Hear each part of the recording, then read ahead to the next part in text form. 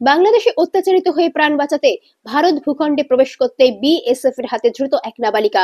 মঙ্গলবার রাতে উত্তর দিনাজপুরের চোপড়া ব্লকের ফতেপুর বিওপি এলাকা থেকে ওই নাবালিকাকে আটক করে চোপড়া থানার পুলিশের হাতে তুলে দেয় সীমান্তরক্ষী বাহিনী।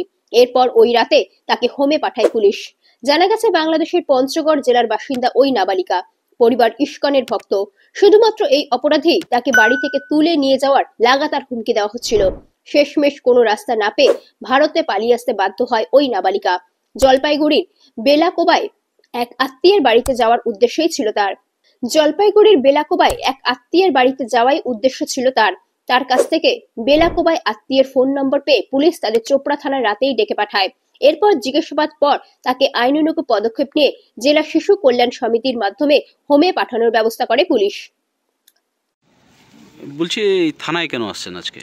থানায় আসছি স্যার, আমার সম্পর্ক ওই নাতিন হবে, তো আমি আমার ফোন নাম্বার ওরা জানে, সেজন্য আমি থানায় আসছি তো ওনাকে দেখা করার জন্য। তো ওরা তো ওইদিকে ও আমাদের ইসকনের ভক্ত বলে ও টর্চারিং করেছে, তারপর ওকে কিডন্যাপ করবে এই ভয়ে তো ও আসছে, সেজন্য আমার ফোন নাম্বার ওরা নিয়েছিল, সেজন্য আমি আসছি দেখা করতে। আচ্ছা, উনি কি বললো? আপনার নাতি কি বললো, কি শুনলেন ওনার কাছে? ওনার কাছে শুনলাম ওই তো ওইটাই যে আমাকে এইখান থেকে কিডন্যাপ করে নিয়ে যাবে। আমি বাপের এক মেয়ে, আমি ইসকনের ভক্ত, এই ইসকনের ভক্ত হয়ে আমার দোষ হয়েছে, সেজন্য আমাকে এই জন্য ওরা বাড়িতে আসে হুমকি দিচ্ছে। বাংলাদেশের কোথায় বাড়ি ওনার? বাংলাদেশের বাড়ি হচ্ছে পঞ্চগড়ে। তো কবে ওনাকে ধরেছে? আজ রাত্রি তো কটার সময় ধরেছে, তো আজকেই এই থানায় নিয়ে আসলো নাকি? থানায় নিয়ে আসছে। তো থানায় তো ও তো খিদার তুলে কোনো কথা বলতে পারছে না, দুর্বল, এই সেজন্য ও তো এমনি ভয়ে আসছে। আবার এখানে এখন বিএসএফ ধরেছে, সেজন্য আমি থানায় আসছি, দেখা করলাম বড়োর সাথে। তো এই ভারত সরকারের উদ্দেশ্যে কি বলবেন, এই যে যারা অত্যাচারিত হচ্ছে বাংলাদেশে? তো ভারত সরকার আমরা চাচ্ছি ইমিডিয়েটলি এটা একটা পদক্ষেপ নেওয়া উচিত, যে আমাদের যে এই যে হিন্দু সম্প্রদায় এই যে ছোটো ছোটো মেয়েগুলোকে কিডন্যাপ করছে বা এখান থেকে নিয়ে যাচ্ছে, টর্চারিং করছে, হিন্দুদের আমাদের এখানে বলছে তোমরা এখানে কেন আছো, এখান থেকে তোমরা চলে যাও, বাড়িঘর ছাড়ো, অনেক কিছু হুমকি দিচ্ছে। তো প্রাণ ভয়ে একটা মেয়ে এখন কি করবে, তার ও বাধ্য হয়ে তারপরে এখন ওদিকে থেকে কাকে দিয়ে যোগাযোগ করে মানে পাঠিয়েছে। তা আমাদের মানে যে খবর দিয়েছে, ফোন করেছে, আমার ফোন নাম্বার নিয়েছে।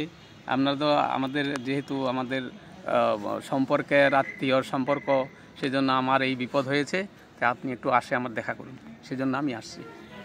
তো এইভাবে যে আমাদের যে ছোটো ছোটো কোচি মেয়েগুলোকে টর্চারিং করছে তার হিন্দুদের উপর, তাহলে আমরা ওখানে ওরা কি করে থাকবে? তো সেই জন্য ওরা দুঃখে যে আমার সামনে যদি আমার মেয়েকে টানে নিয়ে যায়, কিডন্যাপ করে, তাহলে আমাদের জীবনটা বাঁচে থাকে কী হবে?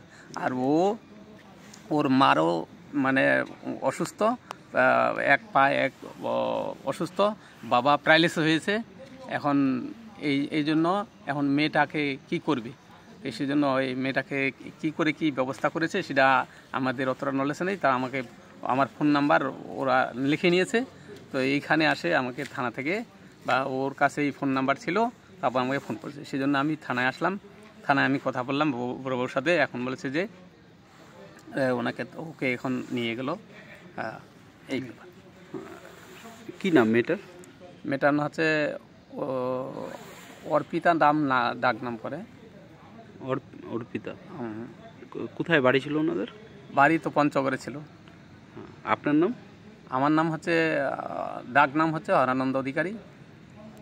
আপনার বাড়ি কোথায়? আমার বাড়ি হচ্ছে বেলাকোপা।